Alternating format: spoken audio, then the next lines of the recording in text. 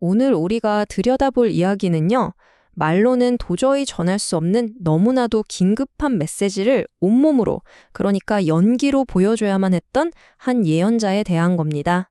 자, 이 장면 마치 무슨 범죄 현장 같죠? 하지만 이건 강도 사건이 아니에요.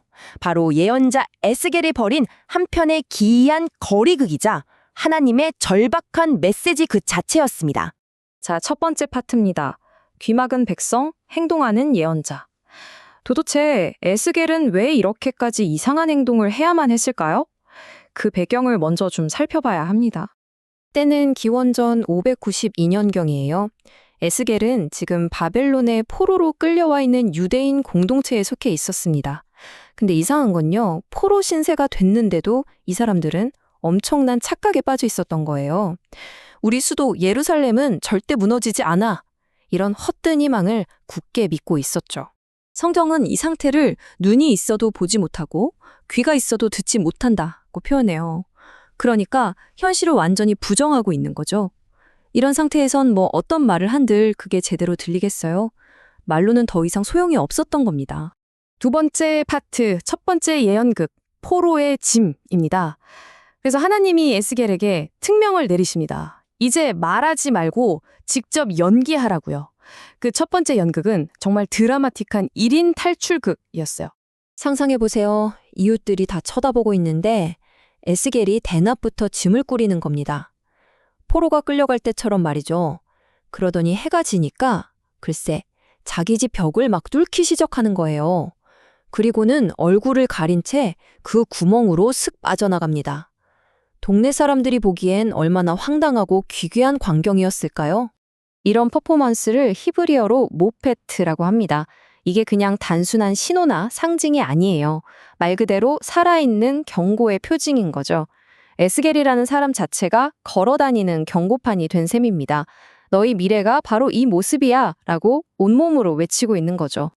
자, 그런데 이 이상한 행동이요, 그냥 이상한 행동으로 끝나지 않았습니다. 놀랍게도 이건 예루살렘의 마지막 왕이었던 시드기야의 비극적인 최후를 정확하게 예고한 거였어요. 실제로 시드기야 왕도 나중에 한밤중에 성벽을 뚫고 도망치려다가 붙잡혀서 끔찍한 운명을 맞게 되거든요. 세 번째 파트입니다. 두 번째 예언극 공포의 식사. 에스겔의 연기는 여기서 그치지 않습니다. 다음 연기는 훨씬 개인적이고 조용한 것이었지만 그 메시지는 정말 소름 끼칠 정도로 무서웠어요. 이번엔 뭐였냐면요, 밥을 먹고 물을 마시는 아주 일상적인 행동을 하는 겁니다. 그런데 그냥 먹는 게 아니에요. 온몸을 덜덜 떨면서 극심한 불안과 공포에 질린 표정으로 음식을 먹고 물을 마셔야 했어요. 이 행동은 히브리어로 라시라는 단어가 의미하는 바를 그대로 보여줍니다. 라하시는 그냥 몸이 좀 떨리는 게 아니고요. 하나님의 심판 앞에서 한 인간의 세상 전체가 뿌리째 흔들리는 그런 근원적인 공포와 진동을 뜻합니다. 곧 예루살렘이 끔찍한 포위 공격을 당했을 때 사람들이 겪게 될 바로 그 공포를 미리 보여준 거죠. 네 번째 파트, 말씀은 성취된다는 선포. 자, 이제 에스겔은 백성들이 왜 이렇게까지 하나님의 경고를 무시하는지 그 근본적인 문제와 정면으로 맞서야 했습니다. 당시 사람들 사이에 유행하던 아주 냉소적인 속담이 있었거든요. 사람들은 이런 말을 입에 달고 살았어요. 에이, 세월만 가고 예언은 다 쓸데없어. 아무 일도 안 일어나잖아.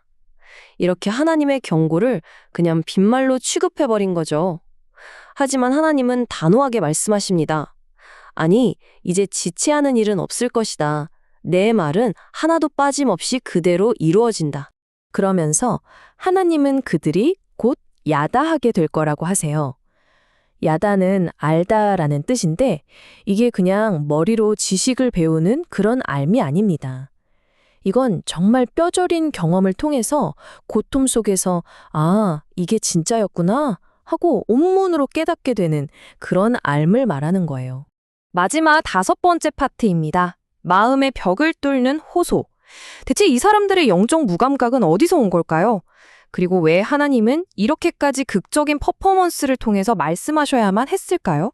에스겔이 뚫었던 그 물리적인 벽, 그건 사실 상징이었습니다. 진짜 뚫고 싶었던 건 바로 사람들 마음속에 있는 보이지 않는 벽, 영적인 벽이었죠. 이건 그 격을 허물기 위한 하나님의 정말 필사적인 시도였던 겁니다. 성경은 이스라엘을 베트 함메리, 우리말로 하면 반역의 집이라고 부릅니다. 핵심은 이거예요. 그들이 보고도 못 보고 들어도 못 듣는 건 능력이 없어서가 아니었습니다. 그건 반역적인 마음에서 비롯된 고의적인 선택이었다는 거죠. 그러니까 결론은 이겁니다. 우리가 지금까지 본 에스겔의 그 기이하고 고통스러워 보였던 모든 행동들은 사실 그 완고하게 닫힌 마음의 벽을 어떻게든 뚫어보려는 하나님의 마지막 호소이자 너무나도 절박하고 비극적인 소통 방법이었다는 겁니다. 이 이야기는 우리에게 아주 근본적인 질문을 던집니다. 만약 말이 더 이상 통하지 않고 심지어 눈앞에 펼쳐지는 극적인 경고마저 외면당한다면 과연 듣지 않기로 작정한 그 마음의 벽을 뚫고 들어갈 방법이 있기는 한 걸까요?